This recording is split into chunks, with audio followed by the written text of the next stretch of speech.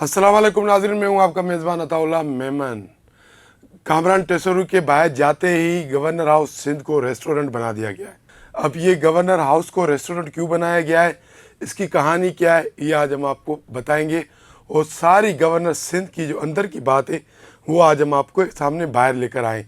इससे पहले जिन दोस्तों ने मेरे चैनल को सब्सक्राइब नहीं किया है उनसे दरख्वास्त है कि मेरे चैनल को लाइक करें, शेयर करें, सब्सक्राइब करें, ताकि सिंध की सियासी सूरत से वक्तन बवक्तन बखूबी आप आगाह रह सकें। गवर्नर सिंध कामरान टेसोरी निजी दौरे पर मुल्क से बाहर गए हुए और इस वक्त सिंध असेंबली के स्पीकर अवैस शाह कायम मकाम गवर्नर सिंध है। अवैस शाह ने जैसी कायम मकाम गवर्नरशिप की यानी कि उसका ओहदा संभाला है, उसके बाद उन्होंने गवर्नर हाउस सिंध को एक रेस्टोरेंट में तब्दील कर दिया है। आए दिन वहाँ जो है ना, कभी दोपहर का खाना चल रहा है, कभी रात का खाना चल रहा है।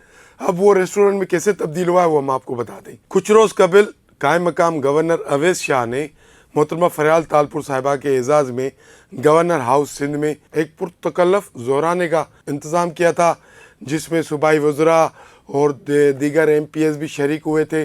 अब उसको 1-2 दिन गुजरे ही थे कि कायम मकाम गवर्नर अवैस शाह ने फिर गुज़िश्ता रोज़ वज़ीर आला सिंध सैयद मुराद अली शाह के एजाज़ में एक दूसरा पुरतकल्लफ ज़ोराना यानी कि रखा। उसमें सूबाई वज़रा, उसके अलावा पार्टी के MPs शरीक हुए।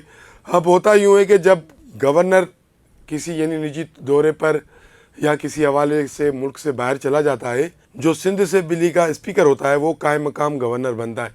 अब इससे पहले स्पीकर आगा सिराज खान दुरानी थे, तो जब भी गवर्नर जाता था मुल्क से बाहर तो आगा सिराज खान दुरानी कायम मकाम गवर्नर बन जाते थे। लेकिन उन्होंने कभी भी यानी कि गवर्नर हाउस को रेस्टोरेंट में तब्दील नहीं किया। वो सिर्फ जो इंतज़ामी मामलात होते थे रूटीन के वो चलाते थे, उसके बाद वो वापस अपने घर चले जाते थे या फिर गवर्नर हाउस में ही क़याम करते थे। लेकिन इस वक्त कायम मकाम गवर्नर सिंध अवैस शाह, उन्होंने गवर्नर हाउस का भरपूर फ़ायदा लेना शुरू कर दिया है।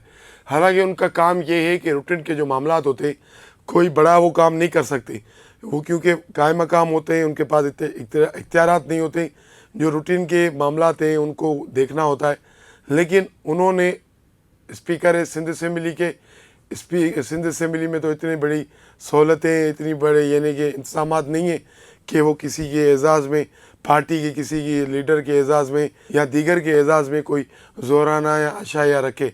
लेकिन गवर्नर हाउस तो एक बिल्कुल यानी कि मुकम्मल तौर पर एक घर रहे, वहाँ पे हर किस्म का इंतज़ाम है, लोग नौकर चाकर, एक शाही महल है। अगर गवर्नर हाउस को देखा जाए तो एक शाही महल है। गवर्नर का लाइफ स्टेटस देखना है तो वो जाके एक रात गवर्नर सिंध के साथ वहाँ क़याम करे तो उनको पता चल जाएगा कि गवर्नर हाउस सिर्फ एक गवर्नर हाउस नहीं बल्कि एक शाही महल है, जहाँ हर वो सहूलतें मौजूद हैं जो शायद किसी बादशाह को मिलती हों। तो अवैस कादिर शाह को एक ज़बरदस्त मौका मिल गया है कि गवर्नर कामरान टेसोरी तो है ही नहीं, तो क्यों ना मौके का फ़ायदा उठाया जाए और जो यानी कि जिन लोगों ने स्पीकर सिंध असेंबली बनाने में अहम किरदार अदा किया उनकी गवर्नमेंट के खर्चे पर ही दावत कर दूँ। तो अब जियाले कायम मकाम गवर्नर अवैस शाह ने गवर्नर हाउस सिंध को एक रेस्टोरेंट में तब्दील कर दिया है। एक दिन फरियाल तालपुर के एजाज़ में ज़ोराना रखा जाता है, दूसरे दिन वज़ीर आला सिंध मुराद अली शाह के एजाज़ में ज़ोराना रखा जाता है। अब इंतज़ार कर रहे हैं आने वाले दिनों में कि वो कौन सी तीसरी खुश नसीब शख्सियत होगी जिसके एजाज़ में कायम मकाम गवर्नर अवैस शाह ज़ोराना या अशाया रखेंगे। इन सारी स्टोरी से आज के लिए इतना ही। कल मिलेंगे किसी अहम मौजू पर, किसी अहम इशू पर। आपसे हमारी दरख्वास्त है कि आप हमारे चैनल को लाइक करें, शेयर करें, सब्सक्राइब करें। बहुत शुक्रिया।